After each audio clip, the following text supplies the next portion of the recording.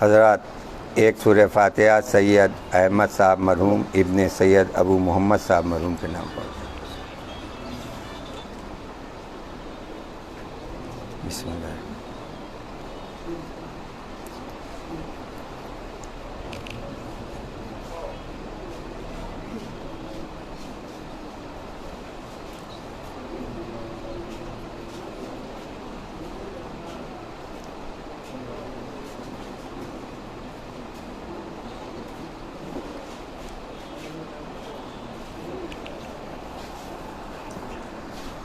چار مصرے جہاں جہاں حضرت سے ملاحظہ فرمائیں کہ مصطفیٰ، فاطمہ، علی و حسن، مصطفیٰ، فاطمہ، علی و حسن، سب کی آنکھوں کا چین ہے زینب، سب کی آنکھوں کا چین ہے زینب، صبر و ایثار میں خدا کی قسم، صبر و ایثار میں خدا کی قسم، لگ رہا ہے حسین ہے زینب۔ صلوات پڑھیں۔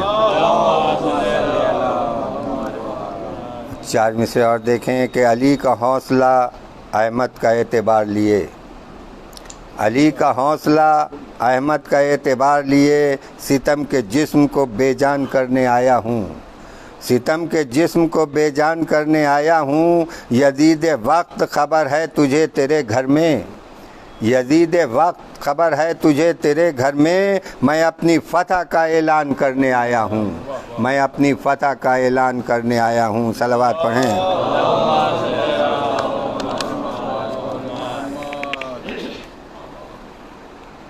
جن کی آنکھوں میں نہیں اشک عزا کی روشنی، جن کی آنکھوں میں نہیں اشک عزا کی روشنی، ان کی قسمت میں نہیں تیری دعا کی روشنی، صاف لفظوں میں کہا قرآن نے اے فاطمہ، آیہ تطہیر ہے تیری رضا کی روشنی۔ صلوات پڑھیں۔ اور آندھیوں نے لاکھ چاہا گل نہ کر پائیں، مگر تھی منور میرے گھر میں کربلا کی روشنی، تھی منور میرے گھر میں کربلا کی روشنی، ہیں علی مرتضیٰ حسنین اور احمد بھی ہیں، ہیں علی مرتضیٰ حسنین اور احمد بھی ہیں، آج سمٹی فاطمہ تیری رضا کی روشنی، آج سمٹی فاطمہ تیری رضا کی روشنی۔ صلوات پڑھیں۔ اس لیے تعظیم اس کی کر رہے ہیں مصطفیٰ، اس لیے تعظیم اس کی کر رہے ہیں مصطفیٰ، در حقیقت فاطمہ ہے مصطفیٰ کی روشنی، در حقیقت فاطمہ ہے مصطفیٰ کی روشنی، اور کربلا میں امتحاناً گل کیا تھا جو چراغ، کربلا میں امتحاناً گل کیا تھا جو چراغ، اس اندھیرے میں چھپی تھی کربلا کی روشنی، اس اندھیرے میں چھپی تھی کربلا کی روشنی۔ اور شیخ جی روتے ہیں کیوں ہیں پہلوئے مرسل میں آپ، شیخ جی روتے ہیں کیوں ہیں پہلوئے مرسل میں آپ، خوب کیا لگتی نہیں غار حرا کی روشنی، خوب کیا لگتی نہیں غار حرا کی روشنی، اس طرف تھی ظلم کی جور و جفا کی تیرگی، اس طرف تھی ظلم کی جور و جفا کی تیرگی، اور اس طرف تھی ضبط کی صبر و رضا کی روشنی، اور دیکھ کر آنکھیں ہیں خیرہ حضرت جبریل کی، دیکھ کر آنکھیں ہیں خیرہ حضرت جبریل کی، اس قدر ہے میرے گھر فرش عزا کی روشنی، اس قدر ہے میرے گھر فرش عزا کی روشنی، اور قبر ہوگی اس لیے میری منور ہے شرر، قبر ہوگی اس لیے میری منور ہے شرر، ساتھ لے کے جاؤں گا خاک شفا کی روشنی، خاک ساتھ لے کے جاؤں گا خاک شفا کی روشنی۔ صلوات پڑھیں۔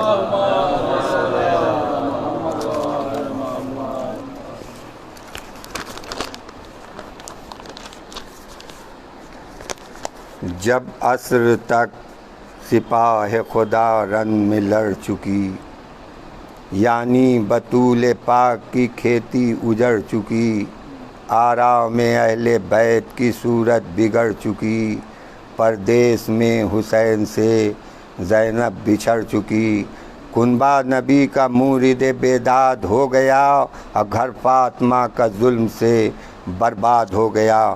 لکھتا ہے اس طرح سے ابو معتفع سعید، جس وقت لٹ چکے حرم سرور شہید، وہ دن تھا ابن سعد کے نزدیک روز عید، سب کے سروں کو سامنے منگوا کے وہ پلید، بولا سبوں کو فتح دکھانا ضرور ہے، نیزوں کو ان سروں پہ چڑھانا ضرور ہے۔ بیٹھا منگا کے کرسی زرنی وہ بدگہر، لشکر کے سرکشوں کو لگا بانٹنے وہ سر، قاسم کا سر کسی کو دیا اس نے خون میں تر، بخشا کسی کو پھر سرے عباس نام ور، ایک بدنہاد کو علی اکبر کا سر دیا اور ایک لئیں کے ہاتھ میں اصغر کا سر دیا، اور ایک لئیں کے ہاتھ میں اصغر کا سر دیا۔ جب دشمنوں نے نیزوں کی نوکوں پہ سر چڑھائے، جب دشمنوں نے نیزوں کی نوکوں پہ سر چڑھائے، تھا شور اہل بیت نبی میں کہ ہائے ہائے، بانو پکارتی تھی کہ ماں تیرے صدقے جائے، اصغر نہ 2 برس بھی میرا دودھ پینے پائے، اماں کا گھر بھرا ہوا ویران کر گئے، عواری ہماری گود کو سنسان کر گئے، جب سب کے سر رواں سوئے کوفہ وہ کر چکا، اس وقت دست نحس میں سر شاہ کا لیا، خولی عصبی کو لئی نے طلب کیا، اس سر اس کو دے کے سبط پیمبر کا یہ کہا، تھی آرزو کہ قتل امام زمانہ ہو، اور سر لے کے شہ کا کوفے میں جلدی روانہ ہو۔ خولی کو اس لئی نے جو سونپا سر حسین، خیمے میں اپنے لے کے وہ پہنچا سر حسین، رومال میں لئی نے جو باندھا سر حسین، بسم الستن کے واسطے تڑپا سر حسین، زہرا کا نا علی و نبی کا ادب کیا، کوچ اس نے لے کے شاہ کا سر وقت شب کیا، کوچ اس نے لے کے شاہ کا سر وقت شب کیا۔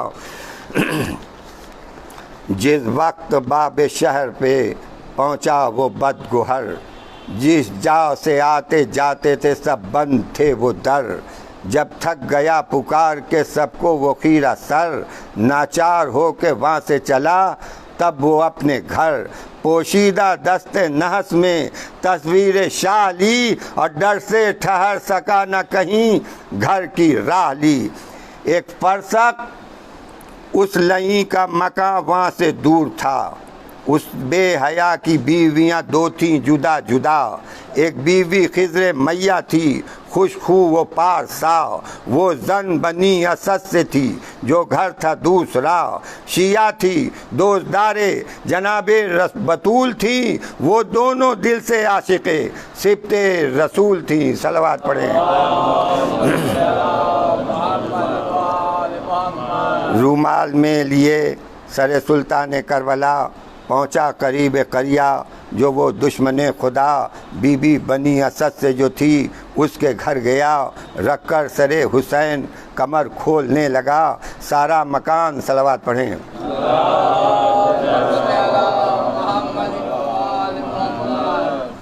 رکھ کر سر حسین کمر کھولنے لگا سارا مکان نور سے معمور ہو گیا، گھر میں فروغ روشنی طور ہو گیا۔ صلوات پڑھیں۔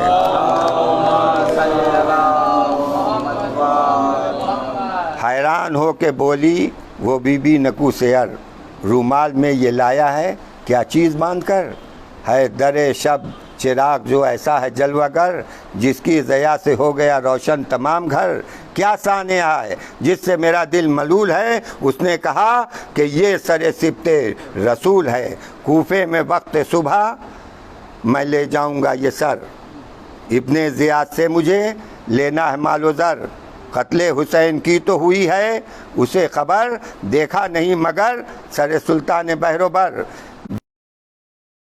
ہوا یہ سر دکھاؤں گا اس کے صلے میں خلت و انعام پاؤں گا۔ چھاتی پہ ہاتھ مار کے بولی وہ خوش خصال، ہے یہ اس کا سر ہے جو تھا فاطمہ کا لال، لوٹا یہ کس نے خانہ محبوب ذوالجلال، دنیا کے آفتاب پہ یوں آ گیا زوال، واہ حسرتا حسین سے زینب بچھڑ گئی، ہے بطول پاک کی کھیتی اجڑ گئی، لاتے ہیں آدمی تو غنیمت سے سیم و زر، لاتے ہیں آدمی تو غنیمت سے سیم و زر، لایا ہے گھر میں تو پسر فاطمہ کا سر، او ظالم و لعین او بدآئین و بدگوہر سر کو حسین کے لیے پھرتا ہے در بدر، پیش خدا جو روز قیامت کو جائے گا، بتلا مجھے رسول کو کیا منہ دکھائے گا۔ برباد دی کیا تمہیں زر سے ہے غضب، تو کچھ ڈرا نہ روح پیمبر سے ہے غضب، لایا ہے سر حسین کا لشکر سے ہے غضب، لٹکائے تھا یہ بے ادبی سر سے ہے غضب، جنوں ملک تو روتے ہیں اور تجھ کو غم نہیں، ظالم یہ سر حسین کا قرآن سے کم نہیں۔ یہ کہہ کے سر کو پیٹتی دوڑی وہ سوگ بار، چلائی آئے نبی کے نواسے تیرے نثار، اس مومنان غیظ میں آ کر پھر ایک بار، مارا لئی کو سنگ کے سر ہو گیا فگار، پایا محل نہ گھر میں جو آرام و چین کا، بھاگا وہاں سے لے کے لئی سر حسین کا، بھاگا وہاں سے لے کے لئی سر حسین کا، لٹکا کے دست نحس میں سبتے نبی کا سر، بی بی جو خضر میاں تھی آیا وہ اس کے گھر، تھی وہ بھی دل سے عاشق سلطان بحر و بر، ظالم ڈرا کے اس سے بھی پہنچے نہ کچھ ضرر، ناری نے کچھ نہ فرق کیا، نار و نور میں رکھا سر حسین چھپا کر تنور میں، کچھ زہر مار کر کے تو سویا وہ کینہ جو، اور تھی نماز شب کی زن مومنہ کی خو، جب بعد نفس شب کو اٹھی وہ پے وضو، ایک روشنی سی گھر میں نظر آئی چار سو، بیوی بولی کہ تابہ چرخ ہے نور اس مکان سے، اترا ہے کیا زمین پہ یہ چاند آسمان سے، تھی رات لیکن اس کو ہوا دن کا اشتباہ، بے ساختہ کہا کہ زہے قدرت الہ، کیا نور کیا فروغ ہے کیا روشنی ہے واو، رکھتا نہیں کبھی یہ ضیاء چودھویں کا ماؤ، یہ نور تانا زن ہے تجلی طور پر، ہے برج آفتاب کا عالم تنور پر، حیران ہو کے دل سے یہ بولی وہ ذی شعور، اٹھتی ہوں روز پر کبھی دیکھا نہیں یہ نور، روشن بھی آج تو نہیں میں نے کیا تنور، کھلتا نہیں یہ کچھ نہ کچھ اسرار ہے ضرور، پر نور کیوں تنور سے سارا مکان ہے، کیسی یہ روشنی ہے کہ تا آسمان ہے، تھی سوچ میں کہ دیکھتی کیا ہے وہ خوش سیر، ایک ہودج آسمان سے اترا زمین پر، ہیں اس میں چار بیویاں لیکن برائنا سر، ایک بیوی بے قرار ہے تھامے ہوئے جگر، آنسو روا ہیں آنکھوں سے اور لب پہ نالے ہیں، ہاتھوں سے تین بیویاں اس کو سنبھالے ہیں، چلاتی ہے کہ ہائے میرے نور عین ہائے، اے گلزار فاتح بدر و حنین ہائے، مرنے کے بعد بھی نہ ملاؤ تجھ کو چین ہائے، یہ تیرے سر پہ ظلم و ستم اے حسین ہائے، واری میں پیٹتی ہوئی آئی ہوں دور سے، صورت دکھاؤ ماں کو نکل کر تنور سے، ہودج سے سر برینا جو اتری وہ حق شناس، چہرہ تو آفتاب سا تھا اور سیاہ لباس، بالوں پہ بن کے خاک پڑی، بالوں پہ بن کے خاک پریشان و بے حواس، تھامے جگر جھکی ہوئی آئی تنور پاس، دیکھا ہٹا جو گرد سے رخ نور عین کا، اور گودی میں لے لیا سر انور حسین کا، ہونٹوں سے ہونٹ مل کے کیے اس طرح سے بین، اے میرے لال اے میرے بے کس میرے حسین، آنکھوں پہ ماں تو رکھتی تھی اے میرے نور عین، آیا تنور میں تمہیں یا کس طرح سے چین، فریاد ہے یہ امت احمد نے کیا کیا، چھاتی پہ چڑھ کے تن سے تیرا سر جدا کیا، باری تنور اور تیرا سر ہزار ہے، یہ خاک اور زلف معمبر ہزار ہے، پانی سے خشک لب نہ ہوئے تر ہزار ہے، سوکھے گلے پہ چل گیا خنجر ہزار ہے، تم چھٹ گئے بہن سے بہن تم سے چھٹ گئی، ہائے ہائے کمائی فاطمہ کی بن میں لٹ گئی، کیسے وطن سے چھٹ کے چلے آئے ماں نثار، کیا دشمنوں کے ہاتھوں سے دکھ پائے ماں نثار، فاقوں میں زخم تیغ و سینہ کھائے ماں نثار، شکوے کا حرف لب پہ نہ تم لائے ماں نثار، پیاری بہن نصیر ہے بلوائے عام میں، اور دولت میری لٹا گئے امت کے کام میں، دیکھا پسر کے غم میں جو زہرا کو بے قرار، یوں تینوں بیویوں نے یہ کیا کی عرض بار بار للہ صبر کیجئے، ہم آپ پر نثار، تھرا رہا ہے عرش، ملائک ہیں اشک بار، آنکھوں کو شہ کے سر سے نہ مل مل کے روئیے، بس کربلا میں لاش پہ اب چل کے روئیے، رکھ کر تنور میں سر سردار انسو جاؤ، ہودج پہ چڑھ کے وہاں سے سداری وہ بی آؤ، آئی تنور پر زن کولی بسد پھگاؤ، دل کانپتا تھا سینے میں اور اشک تھے رواؤ، رقت کا تھا یہ جوش کہ تھرا کے گر پڑی، اور دیکھا جو سر تنور میں غش کھا کے گر پڑی۔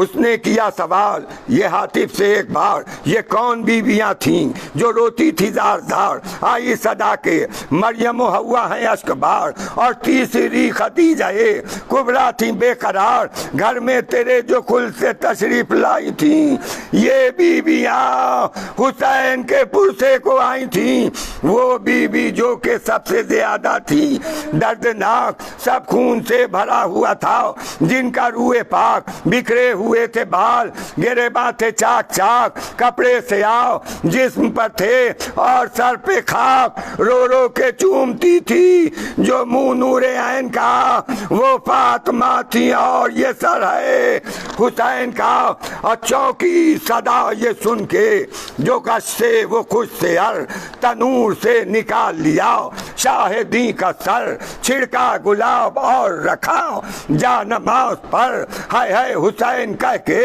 وہ چلائی تا سحر، ہنگام میں صبح غم کی چھری دل پہ چل گئی، اور جنگل میں پیٹتی ہوئی گھر سے نکل گئی، ہنگام میں صبح غم کی چھری دل پہ چل گئی، اور جنگل میں پیٹتی ہوئی گھر سے نکل گئی۔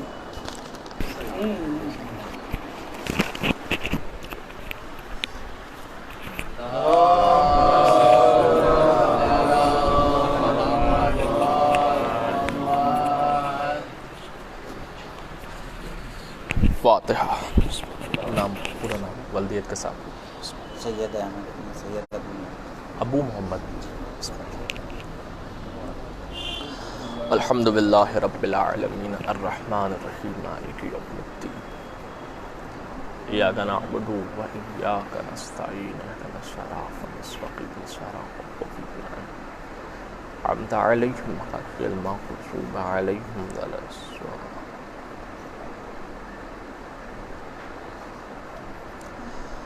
لا حول ولا قوة الا باللہ العلی العظیم۔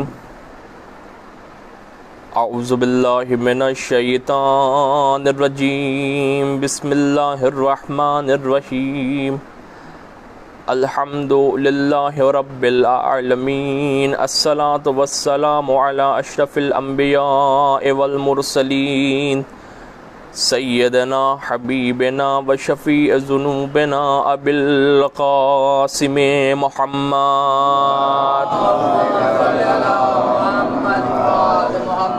وعلی اہل بیتہ الطیبین الطاہرین، اللہم لعن قتلۃ العمیر المؤمنین واصحابہ اجمعین۔ قال اللہ تبارک فی القرآن المجید، بسم اللہ الرحمن الرحیم، الحمد للہ رب العالمین۔ درود پڑھے محمد و آل محمد۔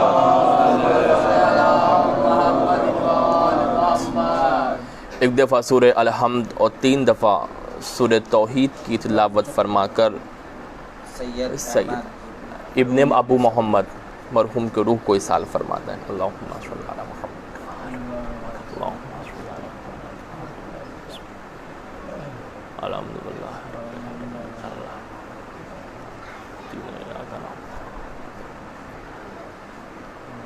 اهدنا الصراط المستقيم، صراط الذين أنعمت عليهم غير المغضوب عليهم ولا الضالين۔ بسم الله الرحمن الرحيم، قل هو الله أحد الله الصمد لم يلد ولم يولد ولم يكن له كفوا أحد، قل هو الله أحد الله الصمد لم يلد ولم يولد بسم الله الرحمن الرحيم، قل هو الله أحد الله ولم يولد ولم يكن له كفوا أحد، درود پڑھے محمد و آل محمد.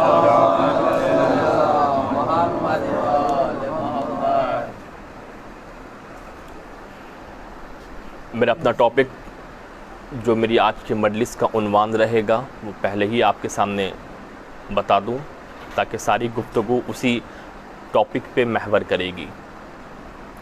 لاسٹ مجلس میں نے نوڈھال عزاخانے میں پڑھی تھی، اس کا عنوان تھا حکومت علوی کی اساس اور بنیاد. اسی ٹاپک کو آگے پروسیڈ کرتے ہوئے کنٹینیو کرتے ہوئے اپنی بات کو مکمل کروں گا. درود پڑھے محمد و آل محمد.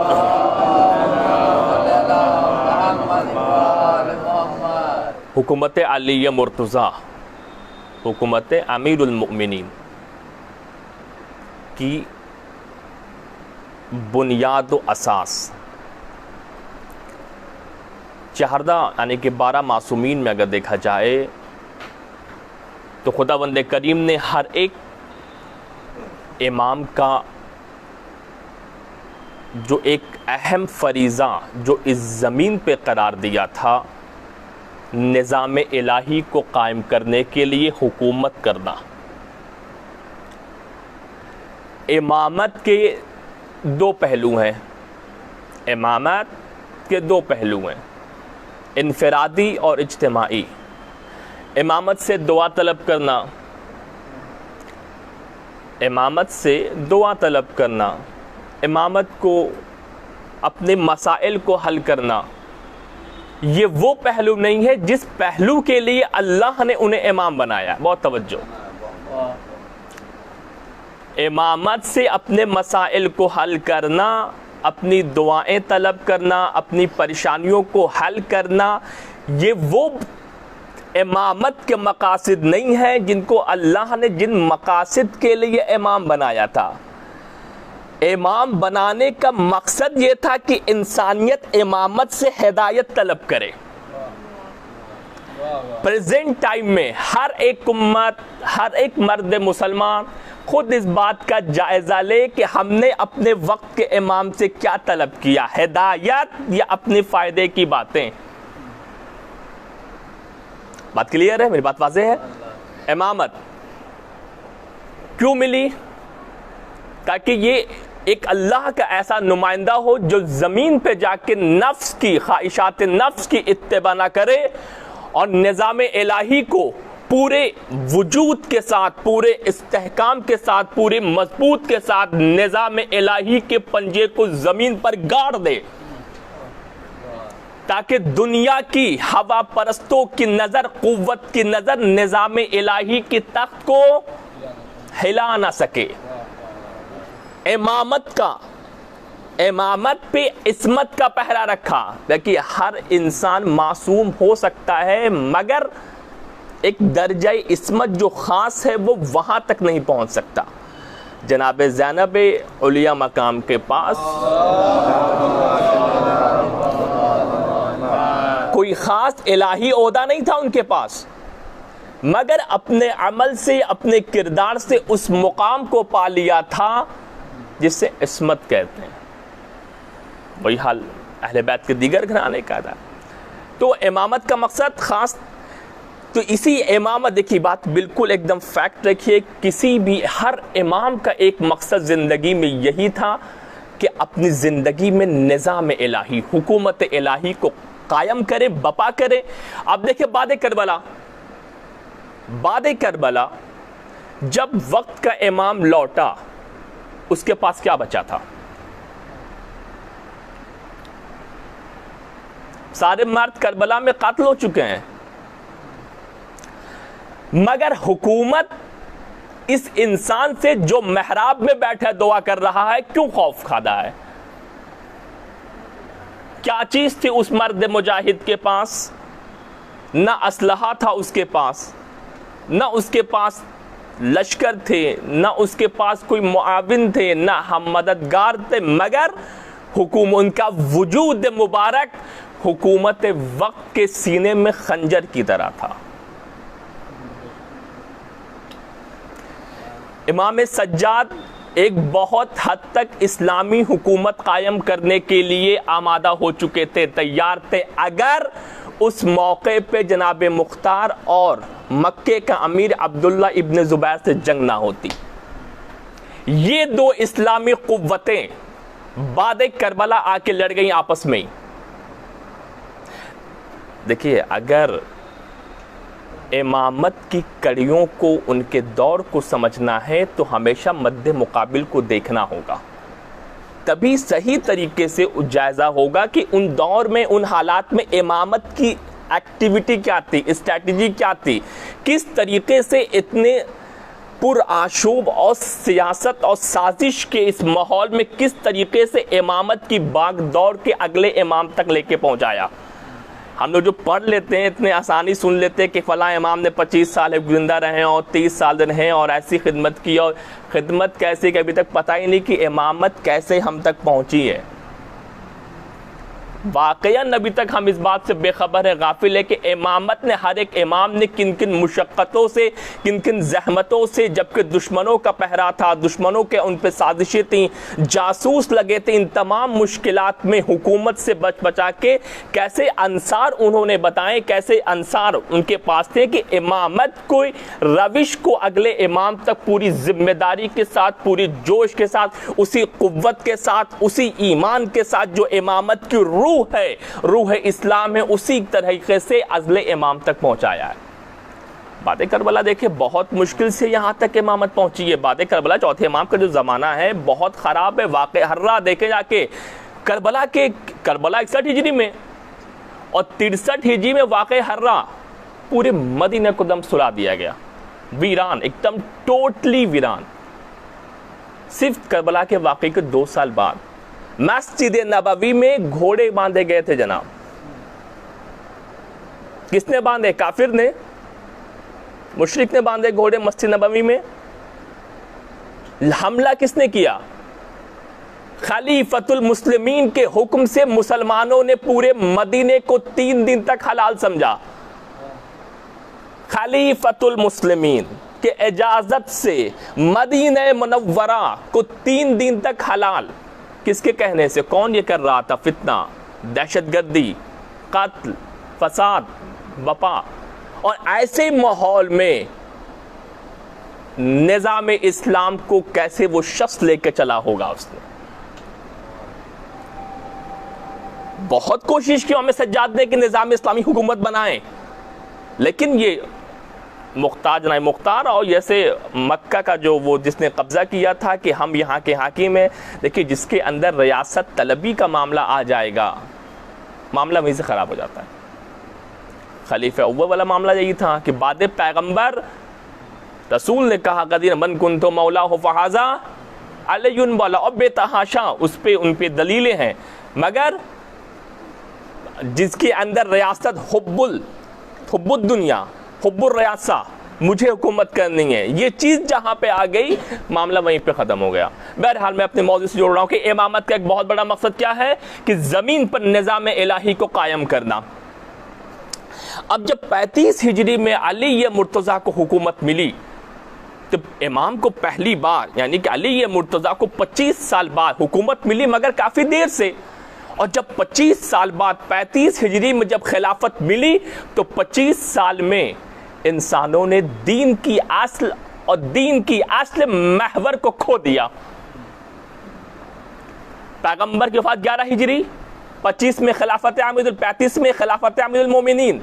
اس گیپ میں غیر معصوم نے حکومت کی تو نظام الہی کمزور، نظام بشریت کمزور، نظام انسانیت کمزور، کہ انسانیت کو ہدایت کے لیے جو نظام اللہ نے بنایا تھا وہ کمزور ہو گیا۔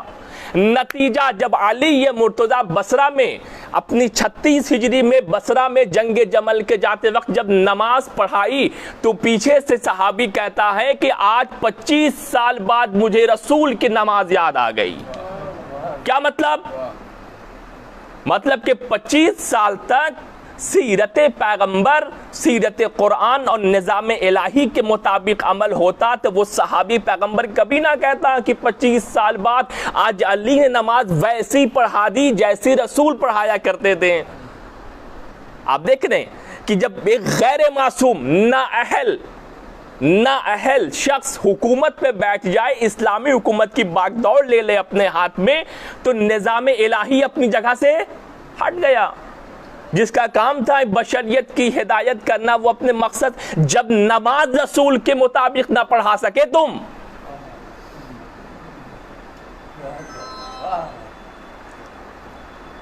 معاملہ تو پھر چھوڑ دیجیے، کیا کیا خرافاتیں، کیا کیا چیزیں ہوئی ہوں گی، کیا کیا کہ بہت سے بدعتیں رائج ہو گئی تھیں۔ اب جب حکومت علی مرتضیٰ کو ملی تو دین اپنی سب سے بڑی مشکل کہ دین اپنی اصل اساس و محور سے ہٹ چکا تھا۔ کرپشن بہت ہائی لیول پہ تھا۔ کرپشن کا عالم یہ ہے کہ خود مسلمانوں نے ہی اپنے ہی حاکم یعنی خلیفہ سوم کو قتل کر دیا۔ کہاں؟ گھر میں قتل کیا بھائی، پارلیمنٹ میں قتل کیا ہے۔ اس دور کی آپ قتل عثمان کی سازش لا کے دیکھیں، بہت زبردست اساسینیشن آف اسلام۔ اس میں دیکھیں آپ کی خلیفہ دوم، خلیفہ سوم اور خلیفہ چہارم کا جو قتل ہوا ہے۔ خلیفہ چہارم کے قتل میں حاکم شام کا انوالومنٹ رہا پورے طریقے سے۔ خلیفہ سوم کا جو قتل ہوا ہے، اس کو تو پوری امت نے قتل کیا ہے۔ 600 لوگ تو مصر سے آئے تھے، کس کو قتل کرنے آ رہے؟ عام مسلمان کو۔ اس وقت کے خلیفۃ الوقت جو پوری امت نے جسے خلیفہ تسلیم کیا، اس کو محاصرہ کیا، اس کے پارلیمنٹ کا، دارالامارہ کا جہاں موجود تھا، 600 مصر سے، 1000 مدینے سے اور دیگر اسلامی مملکت سے آئے ہوئے امتی نے تیسرے خلیفہ کو محاصرہ کر کے ان کو ان کے گھر کے اندر ہی کرپشن، غربتی اپنے مقام پہ تھی، بدامنی اپنی جگہ پہ تھی۔ میں نے کہا اسلام دین اپنی اصل اساس و محور سے ہٹ چکا۔ اب یہ 25 سال کے بعد یہ خلافت علی ملی، یہ تو سب سے پہلے علی کون سا انجام دیں گے آپ کام؟ کیا اکانومی ڈیولپ کریں گے؟ کرپشن کو دور کریں گے؟ جو ذکر میں نے اس دن کی، یہ کتنے سارے مسائل تھے حکومت کے وقت، کن مسائل کو سب سے پہلے حل کریں گے؟ میں نے کہا کہ علی مرتضیٰ نے ان اسلامی مملکت کی حکومت سنبھالنے کے بعد اپنی حکومت کی میزان، اپنی حکومت کا معیار، اپنی حکومت کی کرائیٹیریا جو قرار دیا تھا وہ عادل تھا کہ علی مرتضیٰ اپنے حکومت کے سارے مسائل کو، جتنے بھی مسائل ہیں، چاہے وہ تعلیمی ہو، چاہے کرپشن ہو، چاہے بدامنی ہو، چاہے حکومت کے باؤنڈریز کو آپ کو محفوظ کرنا ہو، چاہے امت کے کسی بھی مسئلے کو حل کرے گا علی، تو علی کی حکومت کا معیار یہ ہوگا کہ وہ عدل کی بنیادیں قائم ہوں گی۔ کہ دیکھیں کہ جب فرزند علی بھی ظہور کرے گا، سب سے پہلا کام کیا ہوگا کہ وہ زمین کو اسی طریقے سے پاک کرے گا، ظلم سے، ہے نا، عدل سے بھر دے گا۔ وہی اسٹریٹجی ہے، وہی روش ہے۔ اب سوال یہ ہے کہ علی مرتضیٰ نے، میں یہ باتیں ذکر کی تھی کہ علی مرتضیٰ نے اپنی حکومت کی بنیاد و اساس کو عدل پہ قائم کیا تھا۔ اب عدل علی کی نگاہ میں کیا ہے؟ کیا اہمیت ہے علی کی نگاہ میں عادل؟ بس یہی بات گفتگو اسی پہ تمام کروں گا۔ بھائی بہت بڑا سوال ہے، حکومت کا ایجنڈا علی مرتضیٰ نے، اتنی ساری مشکلات تھی، تعلیمی کام کرتے، ایک اکانومی ڈیولپ کرتے اپنے اسٹیٹ کی، بہت سے طریقے تھے، فلاحی کام کرتے، ہاسپٹل تھی، ایجوکیشن تھا، کسی ڈپارٹمنٹ پہ کام کرتے، لیکن عادل کو معیار بنا کے اپنے حکومت کے سارے مسائل کو حل کیا۔ یہ عادل کو، سوال یہ کہ عادل کیوں؟ ایک شخص نے سوال کیا علی سے، یا علی ایہما افضل، سخاوت بہتر، توجہ بس اسی پہ روایت مجلس تمام، سخاوت اور عدل ان دو میں سے کیا چیز افضل ہے؟ علی نے کہا عدل افضل ہے۔ کہ سخاوت تو سخاوت بے انتہا فضائل قرآن میں ہر جگہ بہت چیزیں موجود ہیں۔ کہا کہ علی کی نگاہ میں کوئی شے اگر اس دنیا میں ان دونوں میں سے کوئی شے اگر افضل ہے تو وہ کیا ہے؟ عدل۔ اب واضح کروں عدل کیسے۔ پیغمبر کے زمانے میں ایک مشرک کو لایا گیا، مسلمان کو نہیں، ایک مشرک کو لایا گیا۔ سزا یہ تھی کہ آج اس کی گردن مار دی جائے گی۔ وہ لایا گیا، جبریل نازل ہے فون، اے اللہ کے نبی، اللہ کا آپ پہ درود و سلام ہو، اللہ یہ چاہتا ہے کہ آج اس مشرک کو آپ چھوڑ دیں، اس کی سزا ملتوی کر دیں، پوسٹ پون کر دیں، فلاں تاریخ پہ اس کی سزا دی جائے گی۔ بھائی اللہ کا حکم تھا، نبی نے فوراً اس مشرک کو جو قیدی تھا جس کی سزا قتل تھی اس کو آج آزاد کر دیا۔ اب فلاں تاریخ پہ بلایا کہ اس دن آپ کی سزا دی جائے گی۔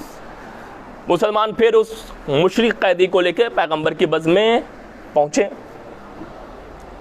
کہا کہ آج اس کی گردن ماری جانی ہے، آج اس کو قتل کرنا ہے۔ فوراً جبریل آئے، اللہ کے نبی اللہ یہ چاہتا ہے کہ آپ اسے آزاد کر دیں۔ پیغمبر نے کہا مشرک ہے، اللہ کا حکم یہ ہے کہ اسے معاف کر دینا ہے۔ کہا ٹھیک ہے۔ پوچھے جبریل یہ بتاؤ، یہ مشرک ہے، اس نے اسلام کے خلاف بہت سے سازش کی ہے، جنگ میں مسلمانوں کو اذیتیں دی ہیں، سزا قتل ہے اس کی، اور اللہ کہہ رہا ہے معاف ہے، تو کچھ وجہ ہوگی، کوئی ریزن جس کی بنیاد پہ ایک مشرک کی قتل کی سزا معاف ہو گئی؟ کہ ہاں اس کے اندر 3 خوبی ایسی ہے جو اللہ کو بہت پسند ہے، اگرچہ یہ کافر و مشرک ہے۔ بہت اچھی 3 خوبی ہے اس کے اندر جو بہت پسند ہے۔ یہ مشرک بہت مہمان نواز ہے، ہند کافر ہے مگر بہت مہمان نواز ہے۔ اس کی بنیاد پر اللہ کو اس کی مہمان نوازی بہت پسند ہے۔ یہ دیکھتا ہی نہیں ہے کہ یہ ہندو ہے، مسلمان ہے، یہ ایک مشرک ہے، بس دیکھتا ہے کہ ہاں مہمان ہے، یہ اس کی خدمت کرتا ہے، اللہ کو یہ بہت پسند ہے۔ دوسری، یہ سخی ہے، اس کے قدر کوئی آتا ہے تو خالی ہاتھ واپس کسی کو، یہ بالکل کھلے دل سے اس کے در پہ کوئی بھی آ گیا اس کو عطا کرتا ہے۔ اللہ کو یہ سخاوت جو اس کے وجود کے اندر اگرچہ مشرک ہے مگر یہ پسند ہے، تو اللہ اس عمل کو بہت دوست رکھتا ہے۔ یہ عمل میرے نزدیک بہت محبوب ہے، اس لیے اللہ یہ چاہتا ہے کہ اس کو معاف کر دیں آپ موقع۔ اب جیسے ہی رسول نے اس کو معاف کیا، اس کی سزا کو معاف کیا، اس نے پوچھا کہ یہ بتائیے کیا اللہ کو یہ خوبیاں پسند ہیں جس کی بنیاد پہ سزا میری معاف ہوئی ہے؟ کہا اللہ تمہیں دوست رکھتا ہے کیونکہ تمہارے اندر یہ خصوصیات ہیں جو انسانیت کی فلاحی کے لیے، خدمت کے لیے۔ جب اس نے یہ بات سنی کہ اللہ ان چیزوں کو، دین ان چیزوں کو پسند کرتا ہے، خدمت کو، تو اس نے فوراً کہا لا الہ الا اللہ محمد رسول اللہم صلی علی محمد۔ تو اتنی سخاوت اور اتنی جود و سخا کی امپورٹنس ہونے کے بعد بھی علی یہ مرتکب اس چیز کو اپنایا کرنے عادل کہ یہی جود و سخا اگر سخاوت کے دائرے سے باہر نکل جائے تو وہ ظلم ہو جاتی ہے۔ یعنی ایک حد تک ہر عمل کا دائرے کے اندر رہنا وہ عمل خوب ہے، اگر نماز بھی اپنے دائرے سے باہر ہو جائے تو وہ بھی ظلم ہو جائے گی۔ کیسے؟ صبح کی نماز 2 رکعت ہیں، ہم پڑھ رہے ہیں 4 رکعت، کہا نہیں بھائی ہم کو اللہ سے محبت، ہم نماز تو پڑھیں گے 2 کا، ہم 4 پڑھیں گے۔ حکم کیا ہے؟ 2۔ حکم الہی سے وہ چیز آگے بڑھ گئی تو کیا حکم رہے گا یا وہ ظلم ہو جائے گا؟ ظلم ہے۔ دیکھیں ظلم کی تعریف فقط کسی کو مارنا نہیں ہے، ہر وہ شے جو اپنے حدود سے باہر نکل جائے وہ ظلم ہے۔ ظلم کی تعریف ذہن میں رکھیں، ظلم کسی کو مارنا پیٹنا فقط ظلم نہیں ہے، ہر وہ شے جو اپنے دائرے کو توڑ کے حدود سے باہر نکل جائے وہ ظلم ہے۔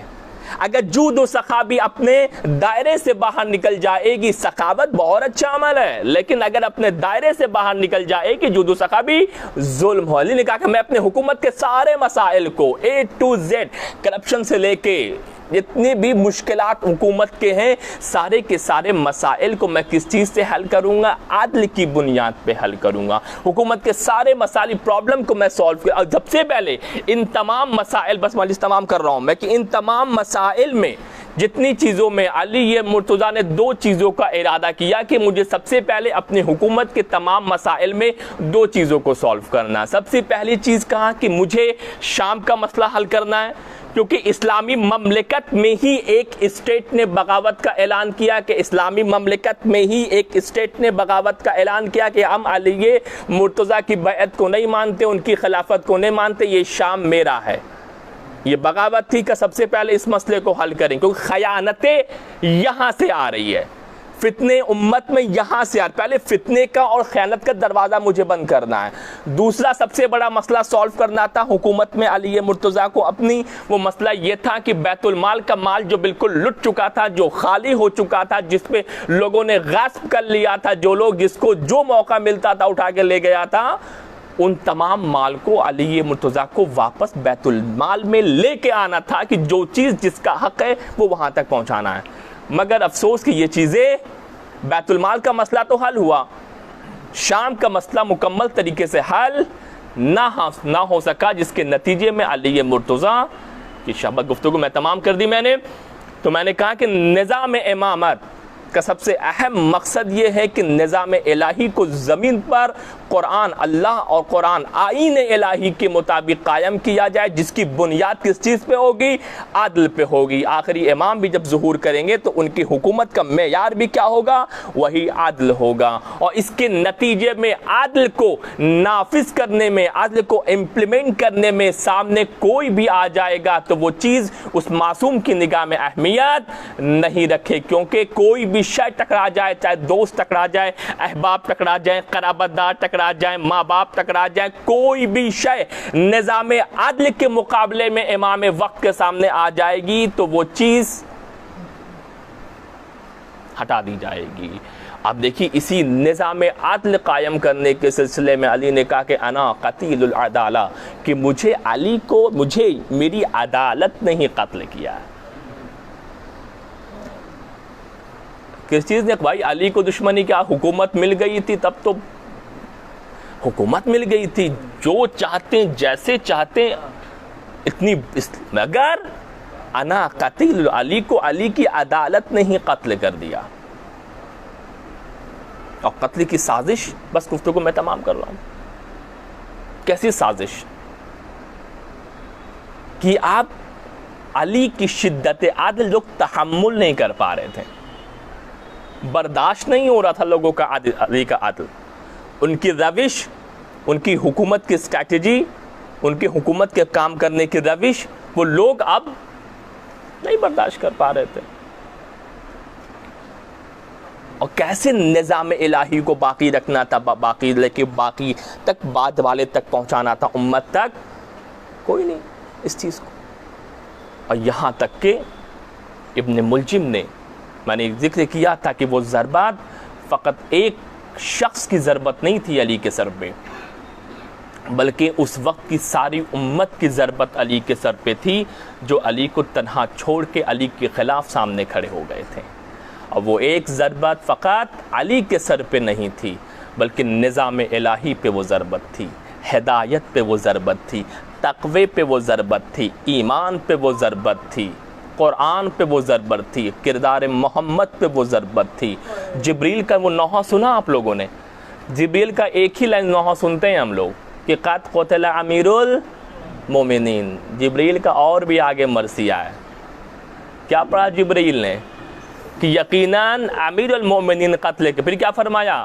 کہ آج تقوی کی نشانیاں ختم ہو گئی. کس کا نوحہ ہے بھائی؟ جبریل کا. ہم لوگ ہر بات آدھی سن دیں, اور آدھی سننے کی عادت ہو گئی ہم لوگ کو. آج تقوی کی نشانیاں ختم ہو گئی, آج ہدایت کی رسیاں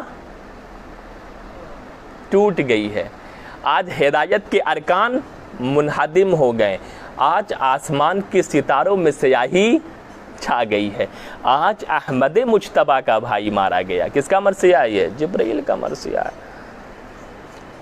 نظام الہی کو بقے کر اس نے اپنی سر کی قربانی دی, ضربت کھائی ابن ملجم کی.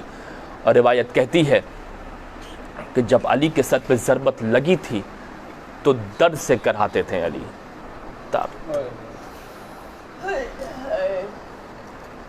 ایک لفظ استعمال کیا عربی عبارت میں, ضربتن شدیدہ, ایک آدھا تلوار یوں مار کرتا, اس نے دونوں ہاتھ سے تلوار پکڑی تھی.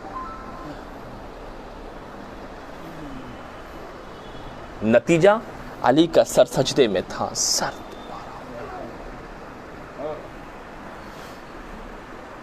ضربت کس لیے کھائی اس شخص نے؟ حاکم وقت تھا, چاہتا تھا بہت سارے پہرے مسجد میں لگا دیتا, مگر جب خدا کی بارگاہ میں گیا تو ایک عبد بن کے گیا خدا کی بارگاہ میں، حاکم بن کے خدا کی بارگاہ میں نہیں جاتا تھا وہ شخص، خدا کی بارگاہ میں جاتا تھا ایک عبد، ایک غلام اللہ کا بن کے خدا کی بارگاہ میں جاتا تھا۔ اور روایت کہتی ہے کہ جب حسن و حسین علیہم السلام جب اپنے بابا کو لے کے بیت الشرف کی طرف چلے ہیں تو پورے اصحاب کا مجمع تھا جو پورے نالہ و فغا میں مشہور رو رہا تھا، کریا کر رہا تھا، مدینے کی طرح جیسے مدینے میں وفات پیغمبر کا دن تھا ویسے ہی کوفے میں دن تھا اس دن۔ جب علی مرتضیٰ نے یہ آوازیں سنی، جیسے جیسے گھر سے قریب ہوتے جاتے ہیں علی کو ایک بے چینی ہے، ایک اضطراب ہے، کہا کہ میرے لال حسن حسین ان اصحاب کو، ان چاہنے والوں کو میرے گھروں سے دور کر دو، کیونکہ مجھے معلوم ہے کہ زینب جب مجھے اس عالم میں دیکھے گی تو مجھے برداشت نہ کر پے گی، تحمل نہ کر سکے گی اپنے بابا کی اس کیفیت کو دیکھے۔ روایت کہتی کہ جب علی یہ مرتضیٰ جب گھر میں پہنچے اپنے زخمی سر کے ساتھ تو ابھی جو منظر تھا وہ روایت کہتی ہے کہ زینب کلثوم اپنے بابا کو دیکھ کے زمین پر پچھاڑے کھانے لگی۔ علی یہ مرتضیٰ خود اپنی بیٹیوں کے ساتھ رونے لگیں گے، یا علی آپ کو زینب کے آنسو فقط ایک موقع پہ قبول نہ ہوئے، بردہ یا علی یہی وہ کوفہ ہوگا، 61 ہجری ہوگی، یہی زینب و کلثوم ہوگی، یہی عصمت و طہارت کی بیٹیاں ہوں گی، سر پہ ردا بھی نہ ہوں گی، ایک رسن ہوگی، 12 گلے ہوں گے، منادی ندا دے گا یہ رسول کی بیٹیاں ہیں۔ اِنَّا بِاللَّهِ وَإِنَّا إِلَيْهِ رَاجِعُونَ سَيَعْلَمُ الَّذِينَ ظَلَمُوا أَيَّ مُنقَلَبٍ يَنقَلِبُونَ۔ الہی بحق زہرا و ابیہا و بعلہا و بنیہا، پروردگار ماہ مبارک کے رمضان کی عظمت، اس کے شرف، ان کے فضیلت اور اہل بیت علیہم السلام کے تصدق بطفعل میں جہاں جہاں بھی شیعان حیدر کرار، مؤمنین مؤمنات، مسلمین مسلمات، ان کے جان و مال عزت و آبرو کی حفاظت فرما، جو مقروض ہیں ان کے قرض کو از جلد از غائب ادا فرما، جو بیمار ہیں ان کو شفاء کامل و عاجل عنایت فرما، جو اپنے وطن سے دور ہو گئے ہیں ان کو اپنے وطن قریب لا میرے معبود، جو نعمت اولاد سے محروم ہیں پروردگار ان کے اولاد جیسی نعمت عطا کر، ہمارے اعمال اتنے اچھے ہوں کہ یہ برا امام ظہور کرے تو اس کے اعوان و انصار میں ہم شامل ہو سکیں۔ پروردگار ہمیں تو اپنی عبادت و اطاعت کی توفیق عنایت فرما، ہمیں اس ماہ مبارک رمضان میں ہمارے گناہوں کو معاف فرما۔ وآخر دعوانا ان الحمد للہ رب العالمین۔ ایک دفعہ سورہ الحمد اور 3 دفعہ سورہ توحید کی تلاوت فرما کے سید احمد ابن سید ابو محمد کو روح کو ایصال فرما دے۔ اللہم صلی علی محمد الحمد للہ رب العالمین الرحمن الرحیم مالک یوم الدین۔